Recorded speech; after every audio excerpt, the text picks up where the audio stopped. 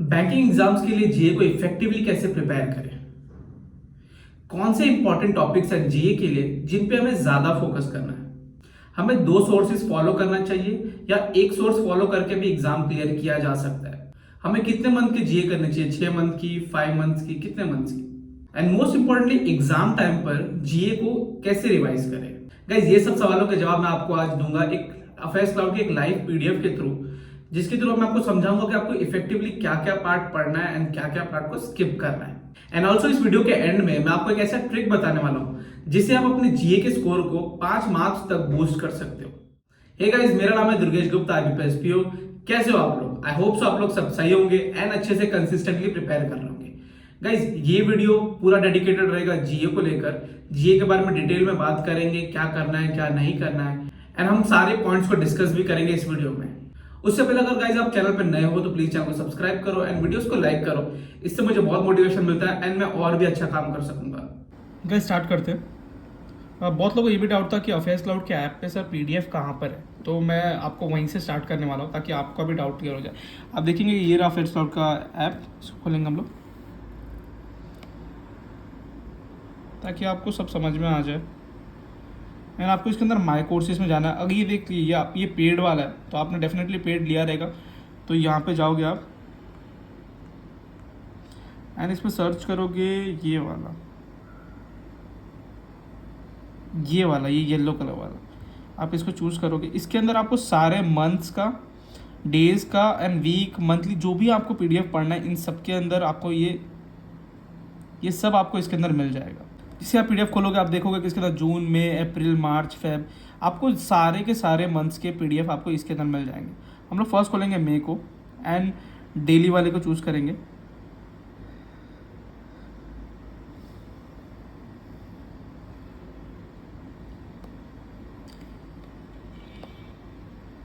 इन 26 वाले को मैं चूज़ करता हूँ। आपको हमें अगर देखो गाइस, आपको एक्सप्लेनेशन वाला पीडीएफ पढ़ना है तो वो भी अच्छा है, लेकिन मैं जो करता था मैं वो क्यूएनए वाला पार्ट करता था क्योंकि मेरे को ये ज़्यादा बेटर लगता था पढ़ने के लिए।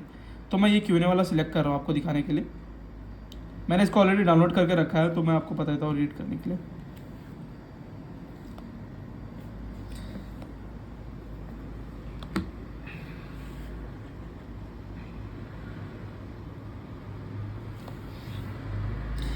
जैसे कि अब ये पीडीएफ है, आप खोलोगे इसको तो फर्स्ट चीज़ जो टॉपिक आपके सामने आएगा, हाँ, नेशनल अफेयर्स। तो आपके सामने वो नेशनल अफेयर्स आएगा। तो मैंने आपको 4 टॉपिक यही बताया है कि नेशनल अफेयर्स पढ़ना है आपको, इंटरनेशनल अफेयर्स पढ़ना है आपको, बिजनेस एंड इकोनॉमी पढ़ना है आपको, बैंकिंग एंड फाइनेंस न्यूज़ पढ़ना है आपको, एंड स्टेट न्यूज़। ये 4-5 टॉपिक से अलावा आपको और कुछ भी नहीं पढ़ना है, क्योंकि मैक्सिमम जो क्वेश्चंस पूछे जाएंगे आपको एग्जाम्स में ना, वो इन्हीं 4-5 टॉपिक से पूछे जाएंगे। अगर आप इन 4-5 टॉपिक पढ़कर भी अगर आप 30 क्वेश्चंस देने के लिए भी कैपेबल हो जाते हो तो मुझे लगता है वो बहुत अच्छा है। क्योंकि मुझे लगता है कि अब वो टाइम नहीं रहा कि जहाँ पे लोग जीए में 40 में से 30 मार्क्स तक स्कोर कर रहे हैं। अगर अब आप 20+ भी स्कोर कर ले रहे हो तो आपने बहुत अच्छा डिसेंट स्कोर किया है जीए के अंदर। एंड मुझे लगता है ये 5 टॉपिक करके आप कैपेबल हो जाओगे कि आप आराम से 20+ स्कोर जीए में कर सकते हो 40 में से। एंड अगर ये क्लैरिकल ग्रेड का एग्जाम है तो आप डेफिनेटली 25+ तक स्कोर कर सकते हो इन 5 टॉपिक से। तो अब आगे देखते हैं कैसे नेशनल अफेयर्स है, आपने इसको पढ़ा। एंड सबसे बेस्ट पार्ट मुझे अफेयर्स क्लाउड को यही लगती है कि इसे सब बाइफरकेट करके रखा हुआ है। नेशनल अफेयर्स हो गया, इंटरनेशनल अफेयर्स हो गए। देखिए गाइस, अब इंटरनेशनल अफेयर्स आ गए, इस पार्ट को भी आपको क्लियर पढ़ना है। इनमें से भी बहुत सारे क्वेश्चंस हमें पूछे जाते हैं हर साल। बैंकिंग एंड फाइनेंस न्यूज़ आ गए गाइस। बैंकिंग एंड फाइनेंस को न्यूज़ को आपको डेफिनेटली बहुत ही ज़्यादा फोकस से पढ़ना है एंड कुछ भी मिस नहीं करना है इसके अंदर। आगे चलते हैं हम लोग।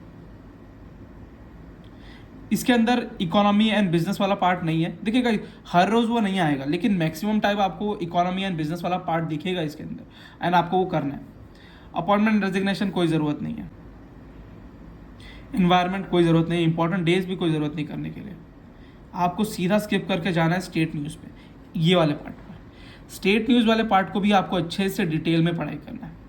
बहुत लोग मेरे से वो करेंगे कि आपने ये एनवायरनमेंट भी नहीं बोला, इंपॉर्टेंट डेज भी नहीं बोला, ये सब पढ़ने के लिए मना कर रहे हो आप खुद देखो जाके पेपर में कि कितने मार्क्स के क्वेश्चन पूछे जाते हैं। हाँ, अपॉइंटमेंट रेजिग्नेशन से कितने मार्क्स के क्वेश्चन पूछे जाएंगे? मुश्किल से मुश्किल 2, अगर वो बहुत अच्छा पेपर रहा तो 2-3 बस। साइंस एंड टेक्नोलॉजी से कितना ज़्यादा क्वेश्चन पूछे जाएंगे, 3-4 चलो पूछने आते हैं, और बाकी सब इंपॉर्टेंट डेज से आपको 1-2 क्वेश्चन पूछे जाएंगे। मेरे को लगता है कि अगर आप 40 में से अगर ये 7-8 मार्क्स के भी क्वेश्चन पूछे जाते हैं तो फिर भी इनका क्या मतलब है। आप 40 में से अगर 30 क्वेश्चन के लिए रेडी प्रिपेयर कर रहे हो तो मुझे लगता है बहुत अच्छा। ये टोटली मेरे थॉट्स है कि मैंने कैसे प्रिपेयर किया एंड मैं कैसे एडवाइस करूँ। अगर आप डिफरेंसेस रखते हो मेरे ओपिनियन से तो आप डेफिनेटली सारा प्रिपेयर कर सकते हो, सब पढ़ सकते हो, बट जो मैंने किया, जो स्मार्ट वर्क है, वही मैं आपको बता रहा हूँ कि क्या करना है आपको। इन चारों टॉपिक को आपको करना है, 5 टॉपिक को करना है, एंड डेली का कम से कम 15 या फिर 20 क्वेश्चंस होंगे ही होंगे हर एक पीडीएफ में। एंड अब ये भी बताया तो मैं आपको पढ़ना क्या है। जैसे कि अब ये क्वेश्चन है तो आपने क्वेश्चंस पढ़ा, क्वेश्चंस को भी ध्यान से पढ़ना है गाइस, क्योंकि ये ऐसे ही सेम टू सेम क्वेश्चन आपको एग्जाम में नहीं आने वाला है, तो आपको क्वेश्चंस भी ध्यान से पढ़ना है, क्वेश्चन भी ध्यान से पढ़ना, आंसर एंड उसके एक्सप्लेनेशंस को भी ध्यान से पढ़ना है। जैसे कि ये जो हाईलाइटेड पार्ट है इनको भी पढ़ो, एंड ट्राई करो कि जब आप पढ़ रहे हो तो आप चीज़ों को इमेजिन कर रहे हो, क्योंकि जब आप इमेजिन करोगे तो वो ज़्यादा देर तक आपके दिमाग में होल्ड करेगा। And don't forget to revise, हमेशा फ्रीक्वेंट टाइम में आप रिवाइज भी करते रहो। इन सारे क्वेश्चंस को पढ़ो, इनके आंसर्स को पढ़ो, एंड मोस्ट प्रोबेबली जो ये एक्सप्लेनेशन वाला पार्ट है इनको भी अच्छे से पढ़ो, क्योंकि हमेशा आपको क्वेश्चंस आंसर यहाँ से नहीं मिलेगा, कभी कभी आपको यहाँ से भी क्वेश्चन आंसर मिलते हैं, एंड जनरली यहाँ से आजकल पूछते हैं। इनको भी प्रिपेयर करना बहुत इंपॉर्टेंट है। जो टॉपिक्स मैंने बताया गाइस, अगर आप उनको प्रिपेयर कर लोगे अच्छे से तो मैं आपको बता रहा हूँ कि आप इजीली 20+ स्कोर कर सकते हो। नेक्स्ट बात कर लेते गाइस, बहुत लोग बोल रहे थे कि कितने सोर्सेज को फॉलो करने चाहिए। मुझे लगता है गाइस अगर आप कैपेबल हो तो आप प्लीज़ जाओ 2 सोर्सेज को फॉलो करो। मैंने जो किया था, मैंने वो एक ही सोर्स को फॉलो किया था, मुझे टाइम नहीं मिल पा रहा था एंड बाकी सब्जेक्ट्स को कवर करने के लिए मुझे टाइम चाहिए था, इसलिए मैंने एक ही सोर्स फॉलो किया। बट मेरा भी यही एडवाइस रहेगा कि आप डेफिनेटली 2 सोर्सेज को फॉलो करो।